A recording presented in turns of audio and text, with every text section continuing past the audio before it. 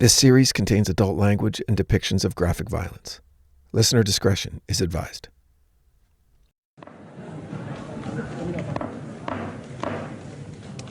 Mr. Snyder, thank you for being here. Thank you for having me here. I don't know if it's morning or afternoon. I'll say both. Good morning and good afternoon. My name is D. Snyder. That's S-N-I-D-E-R.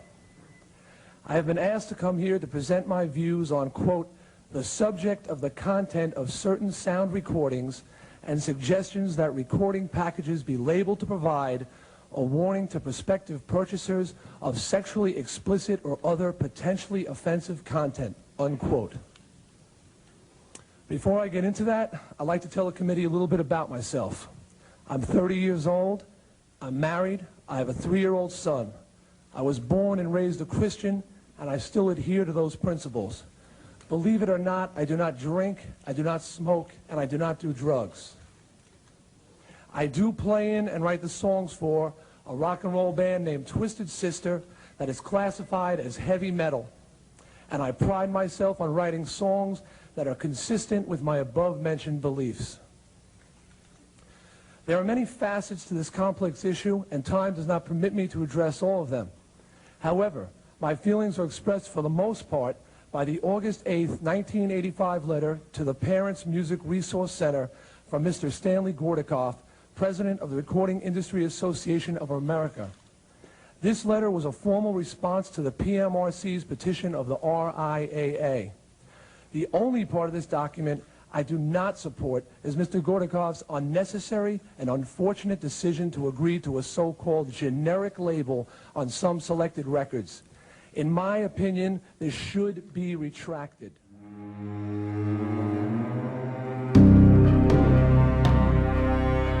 That's Dee Snyder of the band Twisted Sister, testifying at a Senate hearing on the state of the music industry. It was September 22, 1985, and the country had been mired in the conservative mission to censor America's rock stars. For sex and violence in rock and roll lyrics, and whether records should be rated X. On one side, the PTA and a group of influential women in Washington, D.C. called the Parents Music Resource Center. On the other side, the American Civil Liberties Union and the recording industry, all of them fighting over a certain kind of rock and roll. Porn rock, because it has violent impact on susceptible children. They want to label any such record for sale with the words, parental discretion advised. The same rating system would be applied to songs by Twisted Sister if lyrics became too explicit. To fight such a rating system, the recording industry has formed a new group called Musical Majority. I empathize with parents who want to have influence over what their children hear.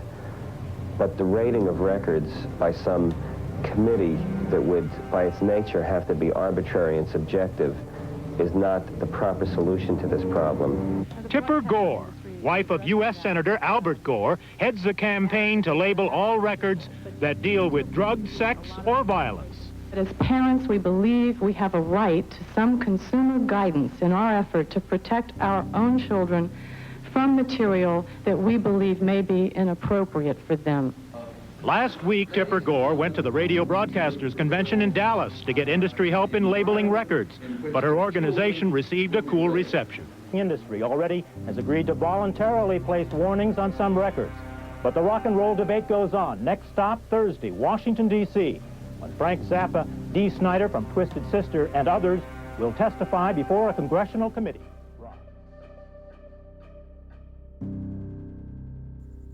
So while law enforcement and school districts were busy figuring out ways to protect children from satanic ritual abuse, there existed a growing contingent of concerned, responsible adults who decided that enough was enough, and they just weren't going to take this destructive rock music anymore. And rap. And some folk and country, but mostly rock and roll.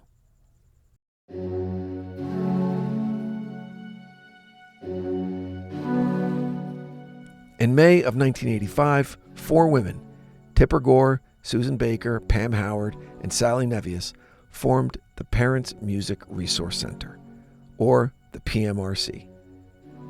Were these women high-powered Washington insiders? No, but their husbands were. Now, don't get me wrong here. I'm not taking anything away from the talent, intelligence, or work ethic of these women. Not me. Washington itself took care of that. They were given the nickname the Washington Wives, and the PMRC was considered a pet project of bored women with powerful husbands. Again, not by the public at large, but by the insiders. It was generally understood that if these happened to be 4 soccer moms from Jersey, the PMRC would never have been known outside of a few local PTA meetings. But as it was, it became a powerful, nationwide lobbying group that quickly earned a Senate hearing to discuss their goals and define their enemies after just 4 months of existence. Dee Snider, the frontman of Twisted Sister, wonderfully put it this way, quote, "They were on a mission to paper train the nasty rockers polluting the country's airwaves and innocent minds." Oh, and about that Senate hearing, Snider also pointed out that it was, in fact, illegal, as he put it. He would later write that, quote, "The forum of a Senate hearing is supposed to be used to collect and analyze information in the early stages of legislative policymaking." As the committee chair, Senator John Danforth, said in his opening remarks, "The reason for this hearing is not to promote any legislation." Still, Snider continued, somehow the wives of some pretty prominent politicians convinced their husbands that an exception should be made. One can only imagine the pillow talk between Tipper and Al Gore, or Susan and James Baker, that led to this misuse of public funds. "Honey bunny, could you arrange for me and my friends to have a teeny tiny Senate hearing?" Welcome back to The Devil Within. You're listening to Back to School, A History of the Satanic Panic, Part 3. The main players in this fight over what control parents should have over what their kids listen to didn't actually involve the artists creating the music. They were invited to testify at the hearing more for spectacle and for media coverage. And even there, the organizers made some massive tactical errors. So they invited 3 artists, Frank Zappa, John Denver, and Dee Snider. And you can see their thinking ahead of the hearings if you think about it. They needed to survive Frank Zappa, lean on John Denver, and embarrass Dee Snider. Well, Frank Zappa said pretty much what they thought he was going to say. Thoughtful and biting critiques of allegedly hidden and Byzantine efforts to censor American free speech, along with the allegations of cronyism involving sweetheart manufacturing deals that required congressional approval. That approval was in the hands of a subcommittee that one of the husbands of the Washington Wives was in charge of. So they knew that Zappa's testimony would make some waves. He would land some punches, but not score a knockout. Then they believed they had an ally in the person of John Denver, a massively successful recording artist known for his country charm and conservative values. Denver, they were sure, would be on their side. Nope. May I be very clear that I'm strongly opposed to censorship of any kind in our society or anywhere else in the world. I've had in my experience 2 encounters with a sort of censorship. My song Rocky Mountain High was banned from many radio stations as a drug-related song.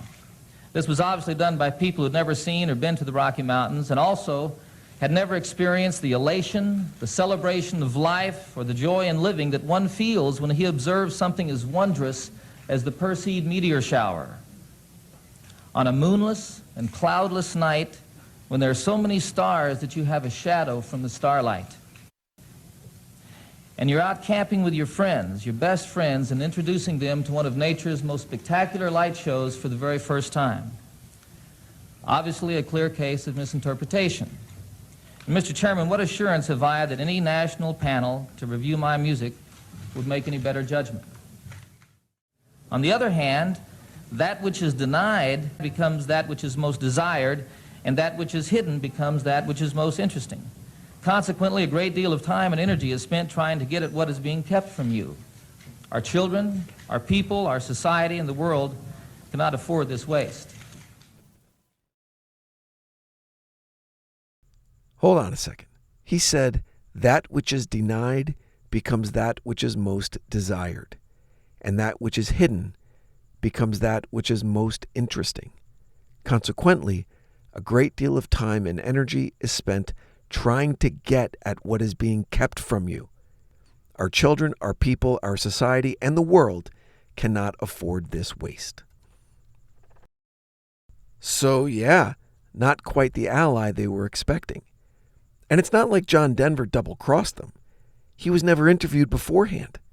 And they didn't ask to see a copy of his remarks. They just, well, they judged that book by its aw shucks cover, and they paid the price.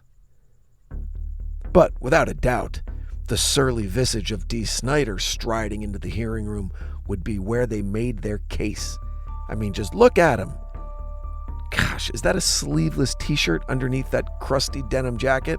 Why, yes it is. And those skin-tight jeans that leave little to the imagination, are they pulled over snakeskin cowboy boots? I believe they are, yes. And let's not even talk about his eye makeup. Hoof. I'm sure it was believed that Mr. Snider would have difficulty forming a complete sentence.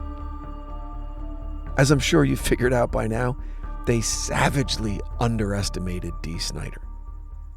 Sure, there's a good chance that he was the first rock star that required the term motherfucker to be entered into an official Senate record, but he was also the only person that day to grant Tipper Gore the obvious and simple respect to address her by, her name, Tipper, rather than, quote, Senator Gore's wife, which is how everyone else addressed her.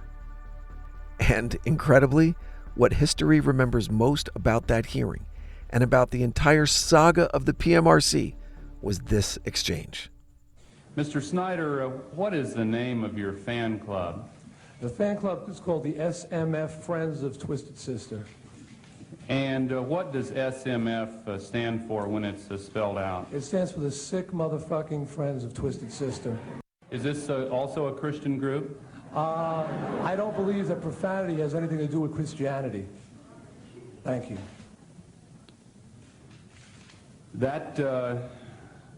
It's just an interesting choice because I was getting the impression from your presentation that you were a very wholesome kind of performer, and that is an interesting title for your fan club. In Surge, you say your song, Under the Blade, is about surgery. Have you ever had surgery with your hands tied and your legs strapped? The song was written about my guitar player, Eddie Ojeda. He was having polyps removed from his throat, and he was very fearful of this operation. And I said, Eddie, while you're in the hospital, I'm going to write a song for you. I said it was about the fear of operations. I think people imagine being helpless on a table, a bright light in their face, the blade coming down on them, and having totally afraid that they may wake up, who knows, dead, handicapped. There's a certain fear of hospitals. That's in my imagination, what I see the hospitals like. Is there a reference to the hospital in the song? No, there isn't, but there isn't a reference to a woman, sadomasochism, or bondage, yes, I'm sorry. There's just a reference to someone whose hands are tied down and whose legs are strapped down, and he's going under the blade to be cut. Yes, there is. All right. So it's not really a wild leap of the imagination to jump to the conclusion that that's about something other than surgery or hospitals, neither of which are mentioned in the song. No, it's not a wild jump, and I think what I said in one part was that songs allow a person to put their own imagination, experiences, and dreams into the lyrics. People can interpret it many ways. Ms. Gore was looking for sadomasochism and bondage, and she found it. Someone looking for surgical references would have found it as well. Yeah. That became known as the Tipper Gore has a dirty mind moment, and it marked the beginning of the end for the PMRC. But what were they so worried about anyway? As mentioned in earlier episodes, there were 4 main areas of concern regarding music that was marketed to America's youth. And those were songs that promoted sex, promoted violence, promoted drug use, or promoted anything regarding the occult or Satanism. So the first big media splash that put the PMRC on the map was its publication of the so-called Filthy 15. 15 songs that clearly demonstrated, in their opinion, glaring examples of each of the 4 problem areas. Prince's song, Darling Nikki, which very clearly describes a woman masturbating with a magazine, was at the top of the list. Okay. Sheena Easton and Vanity also made the list with sexually suggestive lyrics, as did Madonna with her song Dress You Up and Cyndi Lauper's She Bop. Now, I loved those songs as a kid and remember them getting massive radio play. I also totally missed what they were about. But look, I was a nerd who was just really into riding my bicycle. Listening now, yeah, the songs take on a new meaning.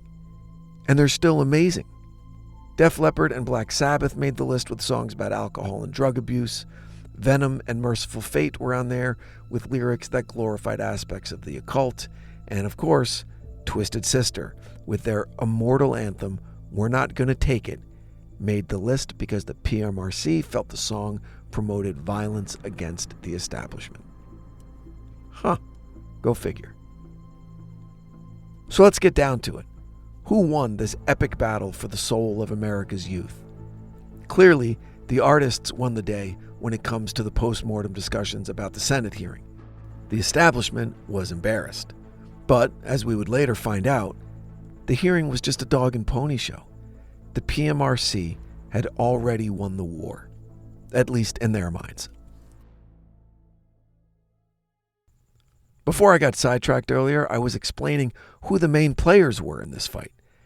I said the artists really had nothing to do with the actual outcome, and that's true. That was left to the PMRC, obviously, and the Recording Industry Association of America, commonly known as the RIAA, or simply RIA.